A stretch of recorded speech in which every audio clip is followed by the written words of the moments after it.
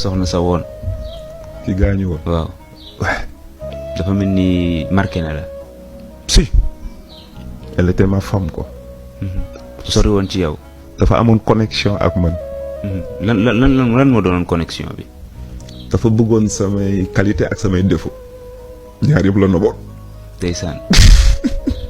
nopp say qualité nopp say défaut mais lu raar nopp ay défaut lu raar xam ni sa défaut la par mu bëgg ko.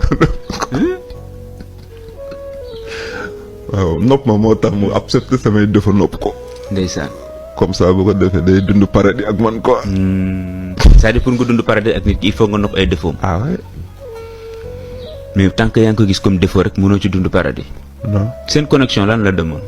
xam nga man je suis parce que soxna si ba mu gisee ne ma dama laa bëgg dama ne ko mënoo ma bëgg parce que xamoo ma peut-être physiquement mën naa la. fan la woon loolu. fii Sénégal. parce que moom dafa doon jógee Nations Unies dafa doon jógee Italie pour travailler ici aux Nations Unies. bon tu sais que bu ñu ñëwee dañuy am problème de logement. sunu benn xarit boole ñu ma boole kook sama petit frère fii sama petit frère utal ko logement ba ma ñëwee nag jógee Italie ñëw fekk ko fii mu gis ma bëgg ma. gis la rek bëgg la. waaw nga ne ko mënuma bëgg. nga ne ko mënuma bëgg parce que xaw comprendre mais comme elle était psychologue. psychologue la woon. waaw psychologue la woon elle am na benn faculté bu mu doon traité muy santé mentale. ma ne ko mënuma bëgg parce que xaw ma mais physiquement mën naa la neex quoi. loolu passion la ak désir. c'est pas de l'amour. nga philosophé ko. ma philosophé ko donc mu ne ma ok ma ne ko nag bon. il faut que moi je suis musulman. te dama nekk ci yoon. te bu fekkee ni bokkuñu foi te bokkuñu yoon pour ñu ànd day du yomb. parce que mariage affaire de compagnonnage la. parce que sëñ Tuubaa bi ñu ko nee utal wéttal àdduna mu ne utal soxna. te nit ki mënu la wéttali te bokku leen yoon. dëgg la. bon mu ne ma man musuma am éducation religieuse xaw ma ko parce que mes parents ne sont pas religieux. mais ku ma jàngal ma jël. ma ne ko dans ce cas là bon tu acceptes l'islam comme école bu la war a jàngal la vérité. kii l'islam. mu nangu. ma ne ko da ngay wax baatu seede yi ashhadu an la ilaha illallah ashhadu an muhammadu rasulullah.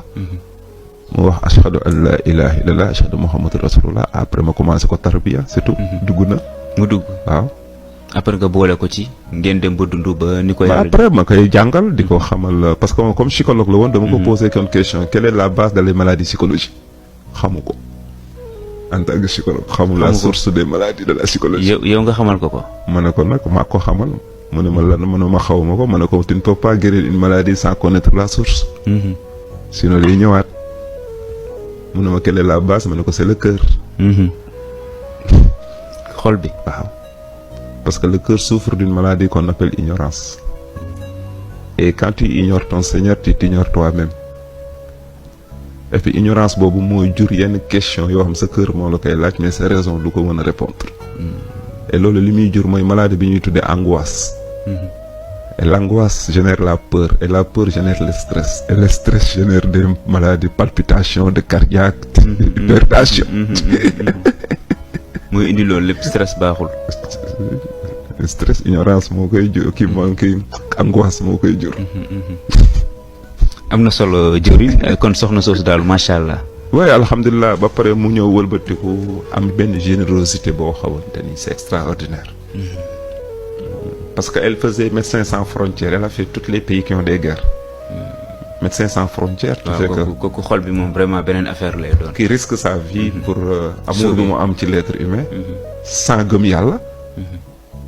te ñi gëm yàlla sax àgguñ foofu. bon que j'ai dit que kii pièce bi rek moo ko manqué quoi. yow da nga ñëw compléter pièce boobu rek dama ñëw compléter pièce boobu rek. pour valoriser ko. pour valoriser ko yaa ngi def lu baax li te gëmoo yàlla mais gëmal yàlla mu doon profit ci yow. mu jeex. ci temps fini ko nga yegg ci yoon wi. jërëjëf jëwriñ.